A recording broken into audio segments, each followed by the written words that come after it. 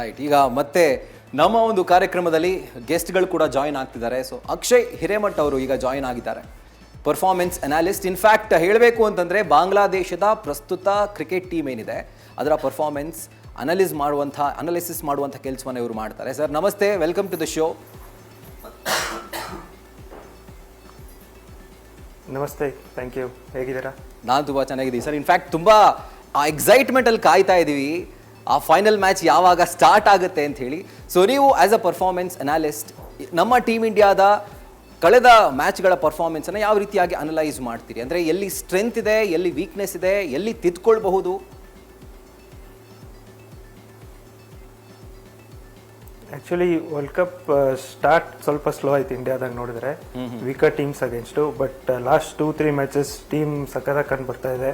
ಎಲ್ಲರೂ ಅವರ ರೋಲು ಚೆನ್ನಾಗಿ ಮಾಡ್ತಾ ಇದ್ದಾರೆ. ಸೊ ಇವತ್ತು ಫೈನಲ್ ದಿನ ಅದೇ ರೀತಿ ಮಾಡಿದ್ರೆ ಗೆಲ್ಲೋ ಚಾನ್ಸಸ್ ತುಂಬ ಇದೆ. ಅಕ್ಷಯ್ ಹಿರೇಮಠ ಅವರ ಗಂಗಾಧರ್ ಮಾತಾಡ್ತಾ ಇದ್ದೀನಿ. ಈಗ ಫೈನಲ್ ಮ್ಯಾಚ್ ಅನಾಲಿಸಿಸ್ ಯಾವ ರೀತಿ ಇರುತ್ತೆ, ಟೀಮ್ ಮ್ಯಾನೇಜ್ಮೆಂಟ್ ಒಳಗಡೆ ಯಾವ ರೀತಿ ಚರ್ಚೆ ನಡೆಯುತ್ತೆ, ನ್ಯೂಜಿಲೆಂಡ್ ಬಗ್ಗೆ ಏನೆಲ್ಲ ಡಿಸ್ಕಷನ್ ಮಾಡ್ಬೋದು? ಅನಾಲಿಸಿಸ್ ಅಂದರೆ ಫಸ್ಟ್ ಆಫ್ ಆಲ್ ಟೀಮ್ನ ಚೇಂಜ್ ಮಾಡೋಕ್ಕೆ ನೋಡಲ್ಲ. ಆ್ಯಕ್ಚುಲಿ ಬಿಗ್ ಗೇಮ್ಗಿಂತ ಮುಂಚೆ ಇವಾಗ ಹೆಂಗೆ ಟೀಮ್ ಸೆಟ್ ಆಗಿದೆ ಅದೇ ರೀತಿಯಿಂದ ಹೋಗೋಕ್ಕೆ ನೋಡ್ತಾರೆ. ಆಮೇಲೆ ಬಿಗ್ ಟೀಮ್ಸ್ ಅಂದು ಬಿಗ್ ಗೇಮ್ ಬಂದ ತಕ್ಷಣ ಅಪೋನೆಂಟ್ಗಿನ ನಮ್ಮ ಮೇಲೆ ಹೆಚ್ಚಾಗಿ ಫೋಕಸ್ ಇರುತ್ತೆ. ಸೊ ನಾವೇನು ಇನ್ನೂ ಚೆನ್ನಾಗಿ ಮಾಡ್ಬೋದು, ನಾವು ಇನ್ನೂ ಹೆಂಗೆ ಬೆಟ್ರ್ ಆಗ್ಬೋದು ಅಂತ ಟೀಮ್ ಮ್ಯಾನೇಜ್ಮೆಂಟು ಮತ್ತು ಪ್ಲೇಯರ್ಸ್ ನಡುವೆ ಯೋಚನೆ ಇರುತ್ತೆ. ಆದರೆ ಅಪೋಸಿಷನ್ ಏನಾದರೂ ಎಕ್ಸಲೆಂಟ್, ಫಾರ್ ಎಕ್ಸಾಂಪಲ್ ಇವಾಗ ನ್ಯೂಜಿಲೆಂಡ್ ಓಪನರ್ಸ್ ಚೆನ್ನಾಗಿ ಮಾಡ್ತಾ ಇದ್ದಾರೆ. ಸೊ ಆ ಥರ ಏನಾದ್ರು ಎಕ್ಸಲೆಂಟ್ ಪರ್ಫಾರ್ಮೆನ್ಸ್ ಇದ್ದರೆ ಅವ್ರ ಅಗೇನ್ಸ್ಟ್ ಹೇಗೆ ಮಾಡೋದು ಅಂತ ಒಂದೇನೋ ಡಿಸ್ಕಷನ್ ಇರುತ್ತೆ.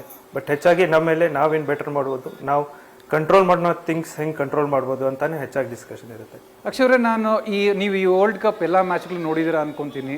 ಸೊ ಇಂಡಿಯನ್ ಟೀಮ್ನ ಒಂದು ವೀಕ್ನೆಸ್ ನಿಮ್ಮ ಪ್ರಕಾರ ಏನಿದೆ, ಸ್ಟ್ರೆಂತ್ ಏನಿದೆ? ವೀಕ್ನೆಸ್ ಅಂದರೆ ಅಭಿಷೇಕ್ ಶರ್ಮಾ ಫಾರ್ಮ್ ಒಂದು ಈಗ ವೀಕ್ನೆಸ್ ಅಂತ ಇರ್ಬೋದು. ಯಾಕಂದರೆ ನಂಬರ್ 1 T20 ಬ್ಯಾಟ್ರ್ ಅವರು. ಅದಾದಮೇಲೆ ಚಕ್ರವರ್ತಿ ಬೌಲಿಂಗ್ ಫಾರ್ಮ್ ಸ್ವಲ್ಪ ನಾಕೌಟ್ಸಿಂದ ಸ್ವಲ್ಪ ಇದಾಗ್ತಾ ಇದೆ. ಬಟ್ ಅದು ಬಿಟ್ಟರೆ ವೀಕ್ನೆಸ್ ಅನ್ನೋದು ಏನೂ ಇಲ್ಲ. ಯಾಕಂದರೆ ಎಲ್ಲ ತುಂಬ ಎಕ್ಸ್ಪೀರಿಯನ್ಸ್ ಪ್ಲೇಯರ್ಸ್ ಇದ್ದಾರೆ, ಎಲ್ಲ ಚಾಂಪಿಯನ್ ಪ್ಲೇಯರ್ಸ್ ಇದ್ದಾರೆ. ಸೊ ಅದೆರಡು ವೀಕ್ನೆಸ್ ಬಿಟ್ಟರೆ ಮತ್ತೇನು ವೀಕ್ನೆಸ್ ಅಂತ ಕಂಡು ಬರ್ತಾ ಇಲ್ಲ. ಸೊ ಈಗ ಕ್ಯಾಪ್ಟನ್ ಮತ್ತು ಕೋಚ್ ಸಿಕ್ಕಾಪಟ್ಟೆ ಚರ್ಚೆ ಮಾಡ್ತಾರೆ ಅನ್ಕೊಂತೀನಿ ಟೀಮ್ ಮೀಟಿಂಗ್ಸಲ್ಲಿ. ಸೊ ಏನೆಲ್ಲ ನಿಮ್ಮ ಪ್ರಕಾರ, ಅಂದರೆ ನೀವು ಕೂಡ ಟೀಮ್ ಮೀಟಿಂಗ್ಸಲ್ಲಿ ಇರ್ತೀರಾ, ಕ್ಯಾಪ್ಟನ್ ಇರ್ಬೋದು, ಕೋಚ್ ಇರ್ಬೋದು, ಅಥವಾ ಟೀಮ್ ಮ್ಯಾನೇಜ್ಮೆಂಟ್ ಇರ್ಬೋದು. So as A performance analyst ಇವತ್ತಿನ ಮ್ಯಾಚ್ ಬಗ್ಗೆ ಕ್ಯಾಪ್ಟನ್ ಮತ್ತು ಕೋಚ್ ಅವರ ಒಂದು ಮೈಂಡಲ್ಲಿ ಏನಿರುತ್ತೆ, ಏನೆಲ್ಲ ಒಂದು ಚರ್ಚೆ ಮಾಡ್ಬೋದು ಅಂತ? ಫಸ್ಟು ವೆನ್ಯೂ ಮೇಲೆ ತುಂಬ ಡಿಸ್ಕಷನ್ ಆಗುತ್ತೆ. ಆ್ಯಕ್ಚುಲಿ ವೆನ್ಯೂ ಡೈಮೆನ್ಷನ್ಸ್ ಹೆಂಗಿರುತ್ತೆ, ಯಾವ ಬಾಲರ್ ಈ ವೆನ್ಯೂ ಮೇಲೆ, ಅಂದರೆ ಅಪೋಸಿಷನ್ ಯಾವ ಬಾಲರ್ ಈ ವೆನ್ಯೂ ಮೇಲೆ ಚೆನ್ನಾಗಿ ಮಾಡ್ಬೋದು, ಎಫೆಕ್ಟಿವ್ ಯಾರಾಗಿರ್ಬೋದು ಅಂತ, ಅವ್ರನ್ನ ಟ್ಯಾಕಲ್ ಹೆಂಗೆ ಮಾಡೋದಂತ ನೆಕ್ಸ್ಟ್ ಡಿಸ್ಕಷನ್ ಆಗುತ್ತೆ. ಆಮೇಲೆ ನಮ್ಮ ಬೌಲಿಂಗ್ ಬಂದಮೇಲೆ ಅವ್ರ ಬ್ಯಾಟ್ಸ್ಮನ್ ಯಾರು ಚೆನ್ನಾಗಿ ಆಡ್ತಾ ಇದ್ದಾರೆ, ಹೆಂಗೆ ಫೀಲ್ಡ್ ಪ್ಲ್ಯಾನ್ ಹೆಂಗೆ, ಗ್ರೌಂಡ್ ಡೈಮೆನ್ಷನ್ಸ್ ಮೇಲೆ ಫೀಲ್ಡ್ ಪ್ಲ್ಯಾನ್ ಹೆಂಗೆ, ಅವ್ರ left hand right hand combination ಹೆಂಗೆ, ಸೊ ಅದ್ರ ಮೇಲೆ ಹೆಚ್ಚಾಗಿ ಡಿಸ್ಕಷನ್ ಆಗುತ್ತೆ. ಈಗ ನಾವು ಆಪೋಸಿಷನ್ನ ಯಾವ ರೀತಿ ಅಟ್ಯಾಕ್ ಮಾಡಬೇಕು ಅಂತ ನಿಮ್ಗೆ ಅನಿಸುತ್ತೆ? ಅಪೋಸಿಷನ್ನ ಆ್ಯಕ್ಚುಲಿ ನಾವು ಇಂಡಿಯಾ ಫೇವ್ರೇಟ್ಸ್ ಇರೋದ್ರಿಂದ ನಾವು ಗೇಮ್ ಹೆಡ್ ಆನ್ ಆಗಿ ತೊಗೋಬೇಕು. ಯಾವಾಗ ನಾವು ಫ್ರಂಟ್ ಫುಟ್ ಮೇಲಿದ್ದರೆ ಅವ್ರಿಗೆ ಗೇಮಲ್ಲಿ ಬರೋಕ್ಕೆ ನಾವು ಅವಕಾಶನೇ ಕೊಡಬಾರ್ದು ಅಂತ ಒಂದು ಮೇನ್ ಡಿಸ್ಕಷನ್ ಆಗಿರುತ್ತೆ. ಸೊ ಈಗ ನಮಗೆ ಥ್ರೆಟ್ ಆಗಿರೋದು ನ್ಯೂಜಿಲೆಂಡ್ ಬ್ಯಾಟಿಂಗ್ ಅಂತ ಅನ್ಕೊತೀನಿ. ಎಸ್ಪೆಷಲಿ ನ್ಯೂಜಿಲೆಂಡ್ನ ಓಪನರ್ಸ್ ಟಿಮ್ ಸೈಫರ್ಟ್ ಮತ್ತು ಫಿನ್ ಆಲೆನ್. ಸೊ ಇವ್ರನ್ನ ಯಾವ ರೀತಿ ಕಟ್ ಹಾಕ್ಬೇಕು ನಾವು? ಸೊ ಯಾವ ಬೌಲರ್ನ ಯೂಸ್ ಮಾಡಿ ಕಟ್ ಹಾಕಬೇಕು? ಬೂಮ್ರಾಗೆ ಹೊಸ ಬಾಲ್ ಕೊಡಬೇಕಾ, ಅಥವಾ ಬೂಮ್ರಾನ ಮಿಡಲ್ ಅಂದರೆ ಆಫ್ಟರ್ 4 ಓವರ್ಸ್ ಏನಾದರೂ ಆ ಥರ ಆಡಿಸ್ಬೇಕಾ? ಇಲ್ಲ, ನೀವು ಕರೆಕ್ಟ್ ಪಾಯಿಂಟ್ ಚೆನ್ನಾಗಿ ಹೇಳಿದ್ರಿ. ಆ್ಯಕ್ಚುಲಿ ಅವ್ರ ಓಪನಿಂಗೇ ತುಂಬ ಚೆನ್ನಾಗಿ ಆಡ್ತಾ ಇರೋದು ಈ ವರ್ಲ್ಡ್ ಕಪ್. ಅವ್ರ ಫೈನಲ್ ಬರೋಕ್ಕೆ ಅವರೇ ದೊಡ್ಡ ಕಾರಣ. ಸೊ ನಾನು ಏನು ಅನಾಲಿಸಿಸ್ ಮಾಡಿ ಏನು ಹೇಳ್ಬೋದು ಅಂದರೆ, ಬುಮ್ರಾ ಯೂಶ್ವಲಿ ಪವರ್ ಪ್ಲೇಯಲ್ಲಿ ಬರೀ ಒಂದೇ ಓವರ್ ಹಾಕೋದು. 6th ಓವರು ವರುಣ್ ಚಕ್ರವರ್ತಿ ಹಾಕ್ತಾ ಇದ್ದಾರೆ. ಸೊ ನಾನು ಹೇಳೋದೇನೆಂದರೆ, ಬುಮ್ರಾನೇ ಪವರ್ ಪ್ಲೇಯಲ್ಲಿ 2 ಓವರ್, ಹೊಸ ಬಾಲಿಂದ 2 ಓವರ್ ಹಾಕಿ ವರುಣ್ ಚಕ್ರವರ್ತಿ ಆಮೇಲೆ ಬಂದರೂ ತೊಂದರೆ ಇಲ್ಲ ಅಂತ. ಯಾಕಂದರೆ ಅವ್ರ ವಿಕೆಟ್ ನಾವು ಬೇಗ 1-2 ವಿಕೆಟ್ ತೊಗೊಂಡ್ಬಿಟ್ರೆ ಅವ್ರ ಓಪನರ್ಸ್ನ ನ್ಯೂಜಿಲೆಂಡ್ ಇಮಿಡಿಯೇಟಾಗಿ ಬ್ಯಾಕ್ಫುಟಲ್ಲಿ ಹೋಗ್ಬಿಡ್ತಾರೆ. ಸೊ ಅಕ್ಷಯ್ ಅವರೇ, ನ್ಯೂಜಿಲೆಂಡ್ ಕ್ರಿಕೆಟರ್ಸ್ ಕೂಡ ಸಾಕಷ್ಟು IPL ಮ್ಯಾಚ್ಗಳನ್ನು ಆಡಿದ್ದಾರೆ. ಇಲ್ಲಿನ ಕಂಡೀಷನ್ಸ್ ಗೊತ್ತು ಚೆನ್ನಾಗಿ, ಇಲ್ಲಿನ ಪಿಚ್ ಬಗ್ಗೆ ತುಂಬ ಚೆನ್ನಾಗಿ ಗೊತ್ತು. ಸೊ ಯಾವ ರೀತಿ ನಾವು ಅವ್ರನ್ನ ನಾವು ಕಟ್ಟಿ ಹಾಕುವಂಥ ಒಂದು ಪ್ಲಾನ್, ಯಾಕಂದರೆ ಅವ್ರಿಗೆಲ್ಲ ತುಂಬ ಚೆನ್ನಾಗಿ ಗೊತ್ತು, ಇಲ್ಲಿನ ಒಂದು ಕಂಡೀಷನ್ಸ್ ಎಲ್ಲ ತುಂಬ ಚೆನ್ನಾಗಿ ಗೊತ್ತು, ನಮ್ಮ ಬೌಲರ್ಸ್ ವಿರುದ್ಧ ಕೂಡ ಆಡಿದ್ದಾರೆ ಅವರು. ಸೊ ಅವ್ರಿಗೆ ಎಷ್ಟು ಅಡ್ವಾಂಟೇಜ್ ಇರುತ್ತೆ ಅಂತ? ಹೌದು, ಆ್ಯಕ್ಚುಲಿ ಅದೊಂದು ತುಂಬಾ ಅಡ್ವಾಂಟೇಜ್. ಕಂಡೀಷನ್ಸ್ ಬಗ್ಗೆ ಅಷ್ಟು ಹೊರಗಡೆ ಮಾತಾಡಲ್ಲ, ಬಟ್ ನೀವು ನೋಡಿದ್ರೆ ವರ್ಲ್ಡ್ ಕಪ್ಗಿನ ಮುಂಚೆ ನ್ಯೂಜಿಲೆಂಡ್ದವರು ಅಗೇನ್ಸ್ಟ್ ಇಂಡಿಯಾ ಇಂಡಿಯಾದಲ್ಲಿ ಒಂದು T20 ಸೀರೀಸ್ ಆಡಿದ್ರು. ಸೊ ಬೇರೆ ಟೀಮ್ ಬರೋಕಿನ ಮುಂಚೆನೆ ಅವ್ರು ಇಂಡಿಯಾಗೆ ಬಂದು ಇಲ್ಲಿ ಕಂಡೀಷನ್ಸ್ಗೆ ಸೆಟ್ ಆಗಿ, ಅದು one of the big reasons ಅವ್ರು ಇಲ್ಲಿ ಚೆನ್ನಾಗಿ ಆಡಿ ಫೈನಲ್ ಬರೋಕ್ಕೆ.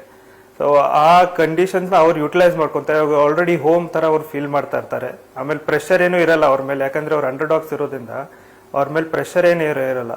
ಅದು ಒಂದು ಅಡ್ವಾಂಟೇಜ್ ಆಗುತ್ತೆ.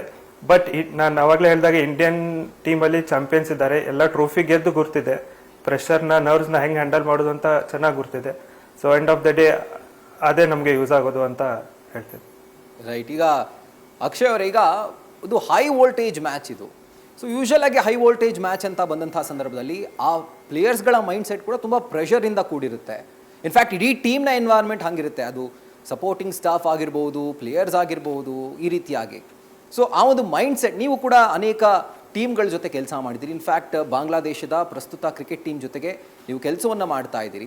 ಸೊ ಆ ಮೈಂಡ್ ಸೆಟ್ ಬಗ್ಗೆ ಹೇಳಿ, ಯಾಕಂದರೆ ಒಬ್ಬ ಕಾಮನ್ ಮ್ಯಾನ್ಗೆ ಓಕೆ ಫೈನಲ್ ಮ್ಯಾಚ್ ಇದು, ಎಲ್ಲರೂ ಆಡಬೇಕು ಅಂತ ಇರುತ್ತೆ, ಬಟ್ ಒಬ್ಬ ಪ್ಲೇಯರ್ ಅನುಭವಿಸುವಂಥ ಒಂದು ಪ್ರೆಷರ್, ಆ ಒಂದು ಟೆನ್ಷನ್, ಸೊ ಅದ್ರ ಬಗ್ಗೆ ನಮಗೆ ಎಕ್ಸ್ಪ್ಲೈನ್ ಮಾಡಿ ಸರ್.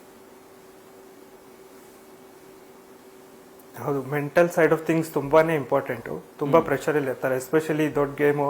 ಆಮೇಲೆ ಹೋಮಲ್ಲಿ ಆಡ್ತಾ ಇದ್ದಾರೆ ಅಂದ್ರೆ ಇನ್ನೂ ಪ್ರೆಷರ್ ಇರುತ್ತೆ. ಆಮೇಲೆ ನೀವೇ ಫೇವ್ರೇಟ್ಸ್ ಇದ್ರೆ ಇನ್ನೂ ಪ್ರೆಷರ್ ಇರುತ್ತೆ.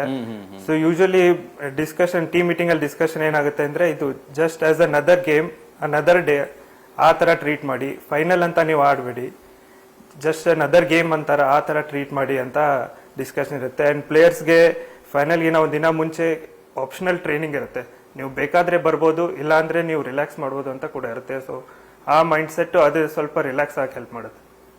ಸೊ ಈಗ ಕ್ಯಾಂಪಿಗೆ ಬಂದಿಲ್ಲ ಅಂತಂದರೆ, ಆ ಒಂದು ಸೆಷನ್ಗೆ ಬಂದಿಲ್ಲ ಅಂದರೆ ಪ್ರಾಕ್ಟೀಸ್ ಸೆಷನ್ಗೆ, ಅದನ್ನು ಬಿಟ್ಟು ಪ್ಲೇಯರ್ಸ್ ಯಾವ ರೀತಿಯಾಗಿ ತಮ್ಮ ಮೈಂಡನ್ನು ಕೂಲ್ ಮಾಡ್ಕೊಳ್ಳಿಕ್ಕೆ ಏನೆಲ್ಲ ಮೊರೆ ಹೋಗ್ತಾರೆ ಅಂತ? ಅಂದರೆ ಒಂದು ನೈಸ್ ಮಸಾಜ್ ಅಂತಾನಾ, ಅಥವಾ ಜಸ್ಟ್ ಒಂದು ವಾರ್ಮ್ ಅಪ್ ಟೈಪಾ? ಇರ್ಬೋದು, ಎಲ್ಲ ಪ್ಲೇಯರ್ದು ಅವ್ರದೇ ರುಟೀನ್ ಇರುತ್ತೆ. ಯೂಶಲಿ ತುಂಬಾ ಜನ ಪ್ಲೇಯರ್ಸ್ ಪೂಲ್ ಸೆಷನ್ ಅಂತ ಮಾಡ್ತಾರೆ ಹಿಂದಿನ ದಿನ, ಇಲ್ಲ ಟೀಮ್ ಡಿನ್ನರ್ ಅಂತ ಹೋಗ್ತಾರೆ. ಎಲ್ಲ ಮೈಂಡ್ ಪ್ರೆಷರ್ ಮೇಲಿಂದ ತೆಗಕ್ಕೆ ಇದನ್ನೆಲ್ಲ ಯೂಸ್ ಮಾಡ್ತಾರೆ. But every player is different, ಅವ್ರವ್ರಿಗೆ ಯಾವ ತರ ಇದಿರುತ್ತೆ. ಕೆಲವೊಬ್ರು ವಿಡಿಯೋ ಗೇಮ್ಸ್ ಆಡ್ತಾರೆ, ನಾನು ನೋಡಿದೀನಿ. ಕೆಲವೊಬ್ರು ಬ್ಯಾಟೇ ಮುಟ್ಟಲ್ಲ. ಆ ತರ ಗೇಮ್ ಇಂದ ಮೈಂಡ್ ಆಫ್ ಹೆಂಗ್ ಮಾಡೋದು ಅಂತ, ಸ್ವಿಚ್ ಆಫ್ ಹೆಂಗ್ ಮಾಡೋದು ಅಂತ. ಅಂದ್ರೆ ಆದಷ್ಟು ಕೂಲ್ ಆಗಿರುವಂಥ ಕೆಲಸ ಅವ್ರಿಗೇನು ಇಷ್ಟ ಆಗುತ್ತೆ ಅದನ್ನ ಅವ್ರು ಮಾಡ್ತಾರೆ. Right right. ಅವ್ರಿಗೆ ಯಾವ ತರ, ಅವ್ರಿಗೆ ಯಾವ ಮೈಂಡ್ ಸೆಟ್ ಅಂದ್ರೆ ಅವ್ರಿಗೆ ಚೆನ್ನಾಗಿ ಗೊತ್ತಿರುತ್ತೆ. ಸೊ ಅವ್ರು ಯಾವ ಇದು ಮಾಡ್ತಾರೆ ಅವ್ರಿಗೆ